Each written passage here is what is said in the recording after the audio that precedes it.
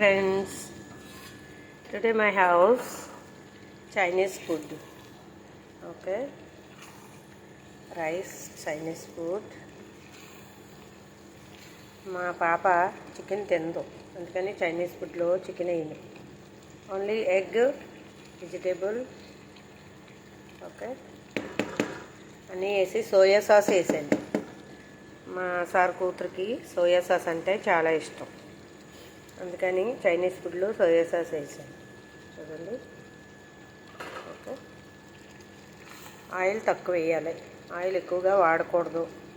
ఎందుకంటే ఇప్పుడు డాక్టర్స్ కూడా చెప్తున్నారు ఆయిల్ ఎక్కువ వాడొద్దని. ఎక్కడైతే నేను ఆయిల్ వేయను, ఎందుకంటే మా ఫ్యామిలీ అందరూ డైటింగ్ చేస్తారు బాగా ఎక్కువగా, అందుకోసం ఆయిల్ వేయను. ఆలివ్ ఆయిల్ వేస్తాను. ఆలివ్ ఆయిల్ తెలుసు కదండి మీకు. ఆలివ్ ఆయిల్ వేసి తక్కువ ఆయిల్ వేస్తాను. అవసరమైతే కొంచెం నెయ్యి వేస్తాను పైన, ఓకే. ఆ తర్వాత కోడిగుడ్డు వేసి ఆమ్లెట్ వేసుకుని తింటారు మా పిల్లలు, అలా ఇష్టం. ఇందులో కలపను కోడిగుడ్డుని, ఎందుకంటే మా పిల్లలకి ఇష్టం ఉండదు అలాగా. ఇక్కడ మా పిల్లలంటే ఇండియా కాదు, బహ్రెయిన్లో, ఓకే. సోయా సాస్ వేసి అన్ని వెజిటేబుల్ వేసాను. బంగాళదుంపలు ఖచ్చితంగా వేయాలి. ఇదిగోండి బంగాళదుంపలు వేసాను, చూసారా. ఈ బంగాళదుంపలు లేకపోతే వీళ్ళు తినరు, వీళ్ళకి చాలా ఇష్టం ఇక్కడ బంగాళదుంపలు అంటే. మీకు నచ్చిందా? తర్వాత కొంతమంది అయితే ఆనియన్ ఫ్రై చేసి పైన వేసుకుంటారు, కానీ మా ఇంట్లో ఆనియన్ తినరు మా పిల్లలు. నిన్న బిర్యానీలో కూడా నేను ఆనియన్ వేయలేదు, ఎందుకంటే మనం వీడియో కోసమని ఆనియన్ వేసామనుకో వాళ్ళు తినరు కదా, అందుకని నేను ఆనియన్ వేయలేదు నిన్న బిర్యానీలో కూడా.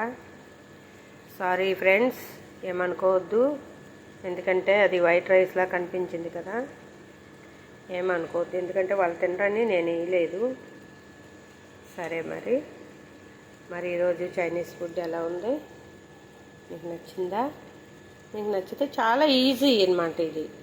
మీరు ప్రతి ఫుడ్లో కూడా ఆయిల్ తగ్గించుకొని ప్రతి ఒక్కలో వండడానికి ట్రై చేయండి, ఎందుకంటే ఆయిల్ ఎక్కువ తినొద్దని చెప్తున్నారు ప్రతి ఒక్కరిని.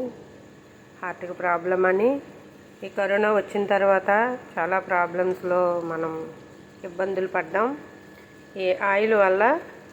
అలాంటి ఇబ్బందులు మళ్ళీ మనం పడకుండా ఉండాలి అంటే, ఓకే, మనం చాలా జాగ్రత్తలు తీసుకోవాలి ఆరోగ్యపరంగా.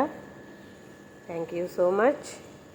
మీకు నచ్చితే ఒక లైక్ చేయండి, సబ్స్క్రైబ్ చేయండి. నేను కొత్తగా ఓపెన్ చేశాను నా ఛానల్, మరి మీకు ఇష్టమైతే అందరికీ మీ వాళ్ళకి షేర్ చేయండి friends. Bye bye. Thank you so much.